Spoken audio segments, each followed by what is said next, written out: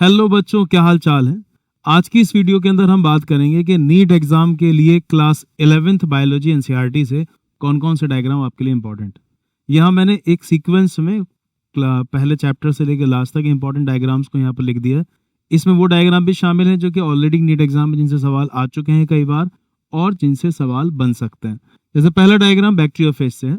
इधर biological classification में जो वायरस वाला टॉपिक है वहाँ पर आपको दिख जाएगा बैक्टीरियोफेज का डायग्राम। उसमें वहाँ पर मेंशन कर रखा है ये हेड है, ये शीथ है, ये कॉलर है, ये टेल फाइबर। तो एक बार उस डायग्राम को देख लीजिएगा, नाम से सवाल आ चुके हैं। डायग्राम लीवर वॉर्ट का है। उधर प्लांट किंगडम के अंदर जब आप ब्रायोफाइट पढ़ते हैं लीवर वॉर्ट में डायग्राम दे रखे हैं। मर्केंशिया के तो उसमें एंथेरिडियो4 है, आर्चिगोनिया4। तो जरा देख लीजिएगा किसको एंथेरिडियो4 आर्चिगोनिया4 लिखा जाएगा। टेरिडोफाइट्स के डायग्राम में स्लेजिनेला, इक्विसेटम, सेल्वेनिया, इनके तो सीधे फोटो छप के आते हैं, बस आपको नाम बताना होता है ये कौन सा प्लांट इसमें से कौन सा है। जिम्नोस्पर्म में गिंगो के डायग्राम से सवाल आ चुका है, बस नाम बताना होता है। पोजीशन ऑफ फ्लोरल पार्ट्स में कई बार ये सवाल नीट में आया है, आपने थैलेमस पर देखा हो 3 तरह फ्लावर हो जाते हैं ओवरी की पोजीशन के हिसाब से, हाइपोगाइनस, पेरिगाइनस, एपिगाइनस। हाँ, पेरिगाइनस के 2 डायग्राम दे रखे हैं नीट एग्जाम पे, यहाँ से कई बार सवाल आए। इन डायग्राम को एक बार देख लीजिएगा। टाइप्स ऑफ प्लेसेंटेशन, जैसे कि आपने ऑलरेडी मॉर्फोलॉजी पढ़ रखा हो, marginal, axile, parietal, free central और बेसल। इनकी एग्जाम्पल लिखकर डायग्राम्स के फोटो छप कर आते हैं कि जैसे सनफ्लावर के अंदर कौन सा प्लेसेंटेशन देखा जाता है ना, तो बेसल वाला डायग्राम दे रखा होगा, आप उसे लगा देंगे। इसके अलावा diagrammatic representation of stomata, anatomy से कई बार प्लांट एनाटॉमी सवाल आ चुका है, तो आप उसके अंदर गार्ड सेल्स हैं, सब्सिडियरी सेल है, स्टोमेटल अपर्चर है, जरा उसे मार्क करना देख लीजिएगा, है ना। थिक वॉल स्टोमेटा की, थिन वॉल जो दे रखा है वो भी जरा देख लीजिएगा एक बार। इसके अलावा डायग्राम एंडोप्लाज्मिक रेटिकुलम का, माइटोकॉन्ड्रिया का, सील या फ्लैजेला का।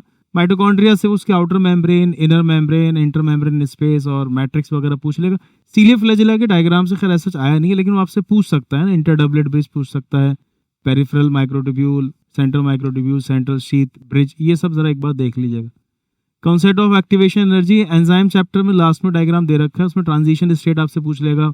विदाउट एंजाइम एक्टिवेशन एनर्जी कितनी रहती है, और विद एंजाइम वो जो वहाँ मेंशन कर रखा है एक बार जरा उसे भी देख लीजिएगा। डायग्राम C4 साइकिल का ऑलरेडी आपने पढ़ लिया होगा, एक बार जरा एनसीईआरटी वाला डायग्राम देख लीजिएगा। डिकार्बोक्सिलेशन कहाँ दिखा रखा है, रीजनरेशन कहाँ दिखा रखा है ना। और ग्राफ ये नहीं आया, ये हो सकता है पूछ ले आपसे। Absorption spectrum, action spectrum, photosynthesis chapter में स्टार्टिंग में दे रखा है एक ग्राफ है, उसके अंदर ना एब्जॉर्प्शन स्पेक्ट्रम और फोटोसिंथेसिस दिखा रखा है कि फोटोसिंथेटिक पिगमेंट कौन कौन से रीजन में लाइट ज्यादा एब्जॉर्ब करते हैं। एक्शन स्पेक्ट्रम फोटोसिंथेसिस दिखा रखा है कि कौन से रीजन में फोटोसिंथेसिस ज्यादा होती है, ब्लू और रेड रीजन के हिसाब से आपको, या 400 से 500 नैनोमीटर, 600 से 700 नैनोमीटर, इस हिसाब से वहाँ पर ऑप्शन दे रखे हैं। प्रीवियस ईयर में सवाल आ भी चुके हैं, डायग्राम से सवाल बन सकते हैं, देख लीजिएगा। सिट्रिक एसिड का डायग्राम आपको क्रेब्स साइकिल का याद होना ही चाहिए, वहां से एनसीईआरटी सवाल बन सकता है। इलेक्ट्रॉन ट्रांसपोर्ट सिस्टम का डायग्राम भी कुछ साल पहले चेंज हुआ, एनसीईआरटी में काफी खूबसूरत डायग्राम दे रखा है, बहुत सारे क्वेश्चन वहां से बन सकते हैं, इसलिए वो डायग्राम एक बार जब आप इलेक्ट्रॉन ट्रांसपोर्ट सिस्टम तैयार कर ले तो देख लीजिएगा कि अगर इसमें से कुछ नाम उन्होंने हटा के ABCD लिख दिया तो आप वो मेंशन कर पाएंगे कौन कौन से पार्ट है। ह्यूमन रेस्पिरेटरी सिस्टम का एक सिंपल सा डायग्राम है, लंग्स वगैरह डायफ्राम दिखा रखे हैं, एक बार उसे भी देख लीजिएगा। An alveolus with a pulmonary capillary, उधर डिफ्यूजन मेम्ब्रेन की जब आप पढ़ते हैं वहां देखते हैं कि एल्वियोलाई दिखा रखा है, उसका स्क्वामस एपिथेलियम और ब्लड कैपिलरी और बीच में बेसमेंट सब्सटेंस, इसको जरा एक बार देख लीजिएगा। ब्लड सर्कुलेशन का डायग्राम, वेना कावा वगैरह वहां दिखा रखे हैं, एक बार उसे भी देख लीजिएगा। ह्यूमन एक्सक्रीटरी सिस्टम का एक डायग्राम है, उसमें रेनल आर्टरी, रेनल वेन कहाँ से आ रही है, एओर्टा है और इन्फीरियर वेना कावा मेंशन कर रखा है इन्होंने, इन्फीरियर वेना कावा, वो देख लीजिएगा एक बार। Longitudinal section of the kidney में आप एक बार तो columns of Bertin, medullary, pyramid वगैरह देख लीजिएगा। Diagram show axon, terminal, synapse, nervous system से ये सवाल आ सकता है, इसमें प्री साइनेप्टिक मेम्ब्रेन है, पोस्ट साइनेप्टिक मेम्ब्रेन है, साइनेप्टिक क्लेफ्ट, ये सब पूछ लेगा। ह्यूमन ब्रेन का डायग्राम भी एक बार देख लीजिएगा, वहां से भी सवाल प्रीवियस ईयर में आ चुका है।